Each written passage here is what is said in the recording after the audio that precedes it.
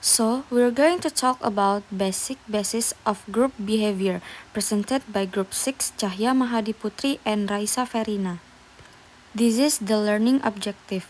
1. Meaning of group behavior. 2. The core elements that influence how people behave in a group setting. 3. Stage of group development. And 4. Show how status and size differences affect group performance. Meaning of group behavior. A group is formed when two or people interact and come together to accomplish a common goal. The main reason behind creating groups is that they are more effective and people can be influenced by other actions, feelings, thoughts, and behaviors. Group behavior refers to observe acts and feeling of the action of individual in a group. A group can influence an individual's behavior to match that of the group. This is called confinity. The formal definition of group confinity refers to how individuals change their belief or behavior to fit in a particular group.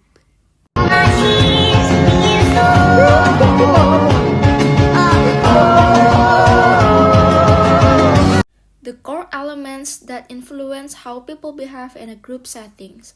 The basic basis of group behavior involves the core elements that influence how people behave in a group settings. These include 1. Social identity. Individuals derive a sense of identity from the groups they belong to, which affect their attitudes and actions. 2. Group norms. Unwritten rules or standards with a group dictate acceptable behavior, guiding how members interact. 3. Roles. Individuals assume a specific role within a group, which shape their responsibility and behavior. 4. Conformity. The tendency of individuals to align their behavior with group expectation to fit or gain approval. The last, congenius. The sense of solidarity or unit within a group that influences member willingness to work together and support each other. Next is stage of group development. Temporary groups with finite deadlines pass through a unique sequencing of action or inaction called the punctuated equilibrium model, shown 1. The first meeting sets the group's direction. 2. The first phase of group activity is one of inertia and thus makes slower progress. 3. A transition takes place when the group has used up half its allotted time. 4. This transition initiates major change. 5. A second phase of inertia follows the transition. 6. The group's last meeting is characterized by markedly accelerated activity. At the first meeting, the group's general purpose and direction are set. Then the group establishes a framework of assumption and principle to which the group will conform. The last is show how status and size differences affect group performance.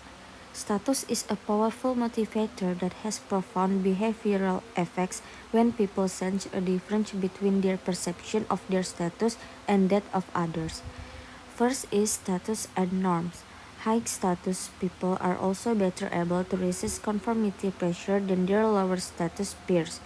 An individual who is highly valued by a group but doesn't need or care about the group's social reward is particularly able to disregard conformity norms. In general, bringing high status members into a group may improve performance, but only up to a point, perhaps because these members may introduce counterproductive norms. Second is status and group interaction. Individuals seeking higher status in a group tend to become more assertive, especially if they already hold higher status in other groups. They are more vocal, critical, commanding, and use techniques like favors or jargon to assert their competence. However, some high status individuals may conceal their status to maintain group harmony. Lower status members tend to contribute less, which can reduce the group's overall performance, especially if their expertise goes unused.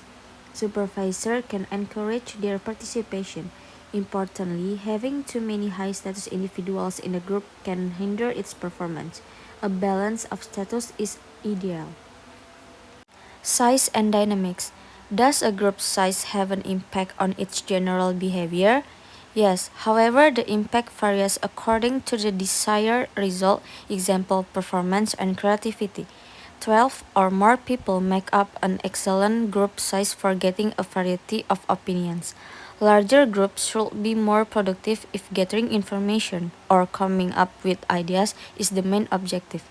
If productivity and performance are the main objective, smaller groups with no more than 7 members work best. This is also when transformational leadership tactics work best, or see the leadership chapter. The size of the group affects how ethical decisions are made as well. Conclusion. Group behavior refers to how individuals act within a group setting, influenced by factors such as social identity, group norms, roles, conformity, and cohesion. Groups evolve through stage, and their effectiveness is shaped by status and size. High status individuals often resist conformity and assert more influence, while lower status members may contribute less. A balance in status and optimal group size, generally fewer than 7 for performance or 12 for ideas, promotes better group outcomes. However, status inequality and large groups can lead to reduced performance and dissatisfaction.